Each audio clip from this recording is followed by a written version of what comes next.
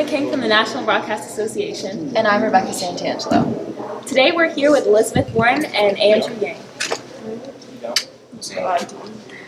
So, to start off, what are your thoughts on abortion and the recent laws against it? I believe that abortion is a human right, and I'm strongly opposed to those laws.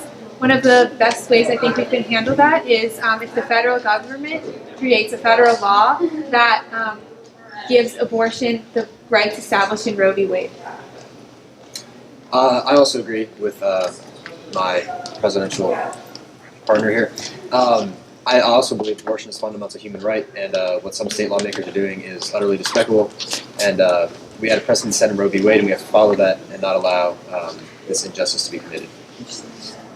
What are your views on same-sex marriage? I believe that same-sex marriage is perfectly moral, perfectly legal. I don't have any problem with it. I think people should be allowed to love who they want, regardless of gender and sexuality.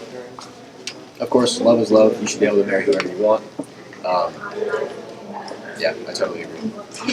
So what are your plans for combating climate change?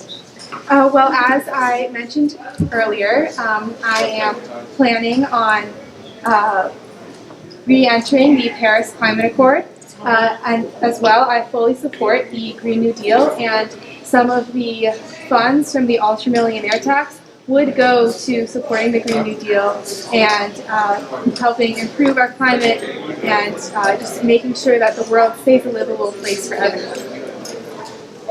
I also had the idea of imposing carbon tax on companies that are removing subsidies for coal companies that contribute massively to global warming.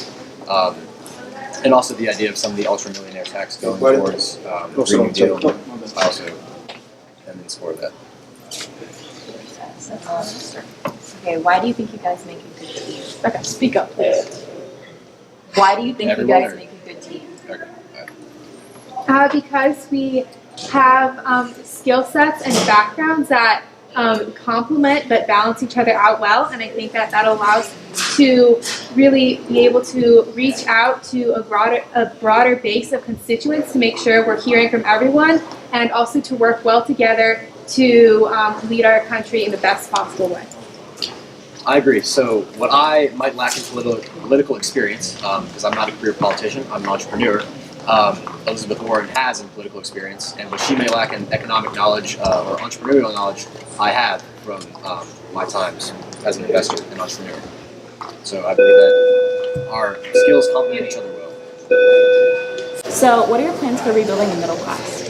Well, I think that we can use the ultra-millionaires tax to fund a lot of programs that will really help rebuild the middle class, such as having workers elect 40% of the company's board, which will help give them a say in advocating for what they need and to ensure they're treated fairly in the workforce.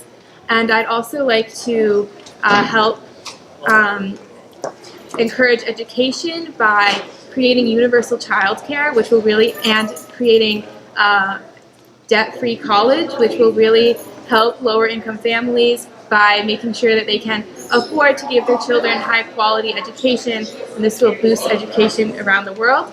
This will also, around the country, and this will also help families of color, because unfortunately, people of color tend to be in lower-income communities, and so doing these programs that will help the middle class and lower classes will also help people of color, and it will strive towards equality and giving opportunities to everyone.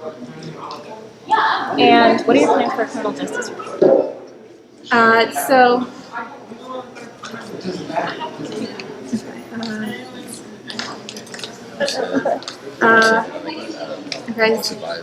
So we need to, the criminal justice system needs to be reformed, and one of the ways we can go about that is first by reducing the penalty for nonviolent crimes, and then also by starting implicit bias training for judges and those who work in criminal justice. I think that will really help reduce the racism that unfortunately is all too prevalent in the criminal justice system today.